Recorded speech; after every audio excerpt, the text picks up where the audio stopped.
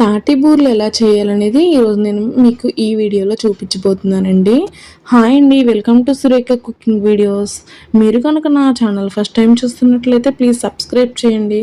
కావాల్సిన ఇంగ్రీడియంట్స్ ఏంటంటే బూరెలకి పిండి, కరాచీ నూకండి, బెల్లం పౌడర్, మీ దగ్గర ఉంటే మామూలుగా బెల్లం కూడా తీసుకోవచ్చు, తాటి పేస్ట్ 1 కప్పు, ఇలాచీ powder 2 spoons. So next ingredient వచ్చేసి నెయ్యి. ముందుగా స్టవ్ ఆన్ చేసుకుని కడాయి పెట్టుకుని నెయ్యి వేసుకుందామండి. ఇది కడాయి అనేది హీట్ అయిన తర్వాత నెయ్యి వేసేసుకోవాలి. సో చూసారు కదా, మనకి మామూలు పూర్ణం బూర్లు అందరికీ తెలుసు, బట్ కానీ తాటి బూర్లు అనేది చాలా మందికి తెలియదు కదా. సో తాటి బూరెలు అనేది అమ్మవారికి చాలా చాలా ఇష్టమైన నైవేద్యం అండి. చాలామంది బ్రాహ్మణులు కూడా అమ్మవారికి తాటి బూరెలు అనేది నైవేద్యంగా పెడతారు. మెయిన్ వరలక్ష్మీదేవి వ్రతం రోజునైతే తాటి బూరెలు అమ్మవారికి నైవేద్యంగా పెడితే ఖచ్చితంగా మీ మనసులో ఉన్న కోరికలన్నీ కూడా నెరవేరుతాయండి. అమ్మవారికి ఇష్టమైన ప్రసాదం కదా. సో ఆ రోజు అమ్మవారికి ఇష్టమైన ప్రసాదం పెట్టి అమ్మవారిని భక్తి శ్రద్ధలతో కొలిస్తే కనుక ఖచ్చితంగా మనం అనుకున్న కోరికలన్నీ కూడా తీరుతాయి కదా. సో ఈ సంవత్సరం మీరు కూడా ఈ స్టైల్లో వేసి చూడండి. నెక్స్ట్ కరాచీ నీకు అన్నది మనకి 1 కప్పు వేసేసుకుందాం. బాగా వేయించుకోవాలండి. మా చిన్నతనంలో మా ఇంటి పక్కన బ్రాహ్మణ్స్ రెంట్కు ఉండేవారండి. వాళ్ళైతే మాకు ప్రతి సంవత్సరం కూడా అమ్మవారికి వరలక్ష్మి వ్రతం రోజున తాటి బూరెలు అనేది వేసి నైవేద్యంగా పెట్టేవారండి. సో మనకి నెక్స్ట్ ఇంగ్రీడియంట్ వచ్చేసి బెల్లం పౌడర్ అండి. మీ దగ్గర బెల్లం పౌడర్ కానీ లేకపోతే మామూలుగా షాప్లో దొరుకుతుంది కదా బెల్లం, అది తెచ్చుకుని వేసుకోవచ్చు. కప్పు కరాచీ నూకకి కప్పు బెల్లం పౌడర్ అనేది వేసుకోవాలి. పౌడర్ అని కాదండి, ఏదైనా సరే కప్పే. సో ఇది బాగా దగ్గరికంట కొంచెం వేగాలి. వేగిన తర్వాత కప్పు వాటర్ వేసేసి సగం వాటర్ వేసుకోవాలండి. వేసుకుని కలుపుకోవాలి. మనకి నూక వేసుకున్న వెంటనే వాటర్ వేసేస్తే బుండలు కట్టేస్తుంది. అదే నూక వేసుకున్నాక మనకి షుగర్ అయితే షుగర్, బెల్లం అయితే బెల్లం వేసుకున్నాక అప్పుడు వాటర్ వేసుకున్నట్లయితే ఉండలు కట్టదండి. ఇది ఒక టిప్ అని అనుకోండి.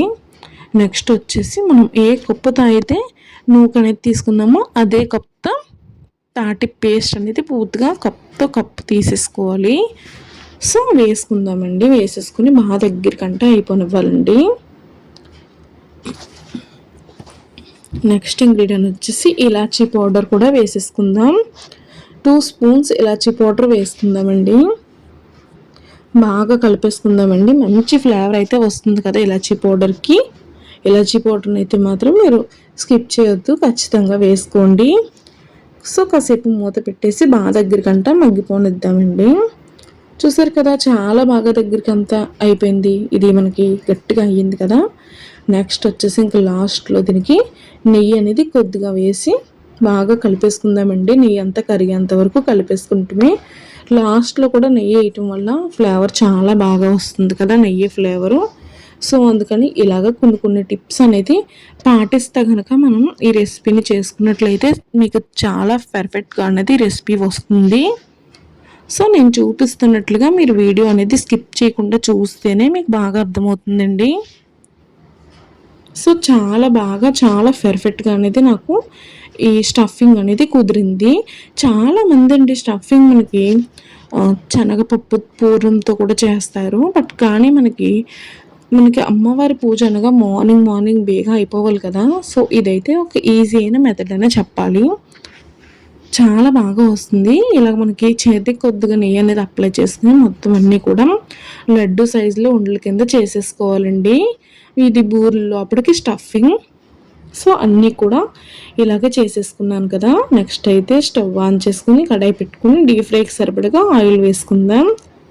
సో ఆయిల్ హీట్ అయిన తర్వాత బూరెలకి పిండి అయితే వేసేసుకుందామండి. బూరెలు అయితే వేసేసుకుందాం. సో నేను బూర్లకి పిండి అనేది ఎలా ప్రిపేర్ చేసుకోవాలనేది మీకు చెప్పలేదు, ఎందుకంటే ఆల్మోస్ట్ అందరికీ తెలుసు కదా బూర్లకి ఎలా వేసుకోవాలనేది. సో కొత్త వాళ్ళు ఎవరన్నా వీడియో కనుక చూస్తున్నట్లయితే వాళ్ళ కోసం అయితే నేను చెప్తానండి. ఖచ్చితంగా మనకి మినపప్పు నానబెట్టేసుకున్న తర్వాత మనం గ్రైండర్లో అనేది వేసుకుంటాం కదా. సో పిండి నలిగిపోయిన తర్వాత పక్కన పెట్టుకోవాలి. సో వేరే మిక్సింగ్ బౌల్ అనేది తీసుకుని కొద్దిగా మినప్పిండి అనేది వేసుకుని, మనకి బియ్యం పిండి ఉంటుంది కదా అదైతే డైరెక్ట్గా వేయొద్దండి, నానబెట్టండి. జస్ట్ వాటర్లో తడిపి దాన్ని గట్టిగా పిండేసి వాటర్ ఏమి లేకుండా బియ్యం పిండి అనేది వాటర్ ఏమి లేకుండా పిండేసి మినప్పిండిలో అనేది వేసి కలుపుకోండి. బాగా కలుపుకున్న తర్వాత పక్కన ఒక గ్లాస్తో వాటర్ పెట్టుకోండి. వాటర్ పెట్టుకుని మనం కలుపుకున్న పిండి కొద్దిగా అనేది వాటర్లో వేస్తే మనకు కలుపుకున్నది పైకి తేలాలండి. తేలితే మనకి బూరికి అనేది పిండి కరెక్ట్గా పెర్ఫెక్ట్గా వచ్చినట్టు. లేదు తేటలేదు మునిగిపోతుంది అనుకున్నా సరే మీరు ఏం బాధపడకూడదు. మనకి ఎలాగే ఇంకా మినప్పిండి ఉంటుంది కదా, సో ఇంకొద్దిగా మినప్పిండి అయితే వేసుకుని బాగా కలుపుకోండి. కలుపుకుని మళ్ళీ వాటర్లో వేస్తే ఈసారి ఖచ్చితంగా తేలుతుంది. మనకి ఇక్కడ ఏంటంటే మెయిన్ బియ్యం పిండి ఎక్కువైపోతే కనుక పిండి అనేది మునిగిపోతుంది. సో తేలాలండి. సో నెక్స్ట్ ఉప్పు కూడా వేసేసుకుని టేస్ట్కి తగ్గట్టు సాల్ట్ వేసుకుని కలిపేసుకోండి. కొద్దిగా బెల్లం కూడా వేసుకోవాలండి. పైన వేసేసి తోపలో బెల్లం కూడా వేసేసుకుని పిండి అనేది బాగా కలిపేసుకోవాలి. కలిపేసుకుంటే మనకి బూర్లకి పై పిండి అనేది రెడీ అయిపోతుంది. చక్కెరైనా బెల్లమైనా ఎక్కువ వద్దు, జస్ట్ 1 స్పూన్ వేసుకుంటే సరిపోతుంది. పై తోప అనేది కొద్దిగా తీపి వస్తుంది కదా, సో అందుకని. సో అంతేనండి, మనకి బూర్లకి పై లేయర్ పిండి అయితే ఇలా ప్రిపేర్ చేసుకోవాలి. సో ఎవరికన్నా తెలియకపోతే ఖచ్చితంగా ఒకసారి ట్రై చేయండి. ఈ సంవత్సరం మీరు కూడా అమ్మవారి పూజకి ఇలాగే బూర్లు వేసి అమ్మవారికి నైవేద్యంగా పెట్టండి. అమ్మవారి కరుణా కటాక్షాలు మీపై ఎప్పుడూ ఉండాలని మనస్ఫూర్తిగా కోరుకుంటున్నాను.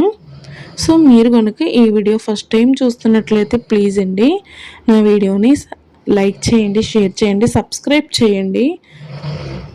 సో మనకి ఇవన్నీ కూడా ఇలాగే వేసేసుకోవాలి. బూర్లు అనేది మొత్తం అన్నీ ఇలా వేసేసుకోవాలండి.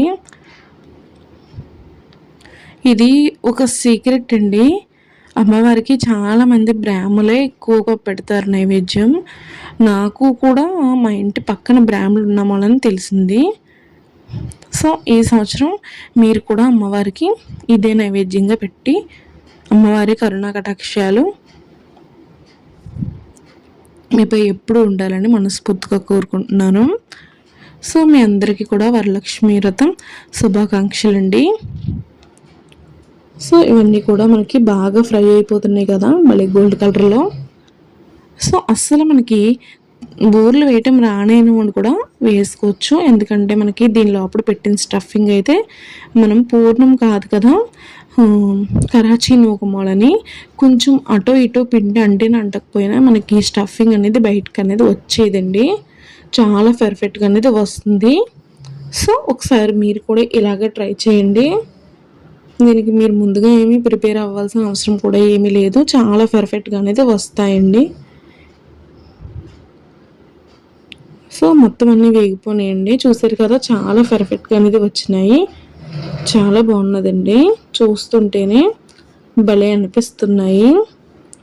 సో ఒకటైతే బ్రేక్ చేసి చూపిస్తాను కూడా నేను మీకు. చాలా బాగున్నాయండి, సూపర్గా ఉన్నాయి. మీకు బ్రేక్ చేసి చూపిస్తానన్నాను కదా, సో ఖచ్చితంగా చూపిస్తానండి. ఇది ఎలా వచ్చిందనేది చేతులు కాలిపోతున్నాయండి పట్టుకోవడానికి, వేడివేడిగా ఉన్నాయి కదా బూర్లు అనేది. సో చూసారు కదా చాలా పర్ఫెక్ట్గా అనేది మనకి బూరు వచ్చింది. సో నా వీడియో కనుక మీకు నచ్చినట్లయితే ప్లీజ్ లైక్ చేయండి, షేర్ చేయండి, సబ్స్క్రైబ్ చేసుకోండి. Thank you for watching my video. నేను ఇంకా తక్కువ లెంత్లోనే వీడియో చేద్దాం అనుకున్నానండి, బట్ కానీ కుదరలేదు. ఈ ప్రొసీజర్ అంతా కూడా మీకు చెప్పాలి కదా.